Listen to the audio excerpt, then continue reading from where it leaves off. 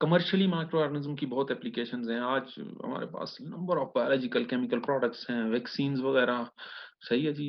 किसी भी बीमारी के लिए, किसी भी वायरल है बैक्टीरिया, उसके लिए जो वैक्सीन्स तैयार की जाती हैं, माइक्रो ऑर्गेनिज्म्स के ज़रिए ही माइक्रो ऑर्गेनिज्म के खिलाफ वैक्सीन बनती हैं। Vitamins, enzymes, alcohol, drugs, food industry जो हमारी है, बहुत लार्ज प्रोपोर्शन उसका माइक्रो ऑर्गेनिज्म पे डिपेंड करता है।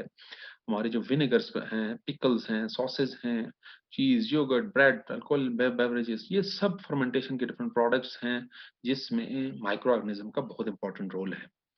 और आजकल माइक्रो ऑर्गेनिज्म से cellulose, digestive aids, drain cleaner तक, और थेराप्यूटिक में तो माइक्रो ऑर्गेनिज्म को बहुत ज्यादा कल हम लोग इस्तेमाल करते थे कि जी ओके जी, अल्सरेशन है मैदे में, ठीक हो गया तो आप यूज करो। सबसे पहली बात ये एहतियातें शुरू कर दें जी, आप मिर्च मसाला ये चीजें नहीं खाने जी।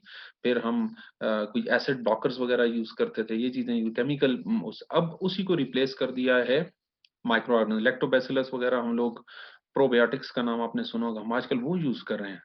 अब माइक्रो ऑर्गेनिज्म को यूज करके जो सेलुलोज बनाया जाता है, जो उससे डिफरेंट अदर सैकराइड्स वगैरह बनाए जाते हैं, वो उनके जरिए इवन जो हमारे एवरीडे यूज के जो स्टफ है, कपड़े हैं, क्लोथिंग है, वो तैयार की जीन्स बनती है माइक्रो ऑर्गेनिज्म को इस्तेमाल करके।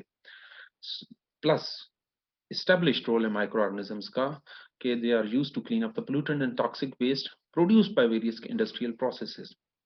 अंडरग्राउंड वेल्स में केमिकल स्पिलेज कहीं पे हो गई है, टॉक्सिक वेस्ट या ऑयल की स्पिलेज हो गई है, समुंदर है आपका, उसमें खुदा ना खास्ता कोई ऑयल की स्पिलेज, बड़ा कोई बहरी जहाज है, उसकी ऑयल स्पिलेज होगी। अब उसको क्लीनिंग के लिए, उसको साफ करने के लिए क्या किया जाता है, दोबारा माइक्रो ऑर्गेनिज्म को इस्तेमाल किया जाता है, उसकी बायोफिल्म बनाई जाती हैं, उनके ज़रिए डिग्रेड किया जाता है, ताकि उसके अंदर दोबारा जो समुद्री मखलूक है, हयात है, वो दोबारा ज़िंदा रह सके।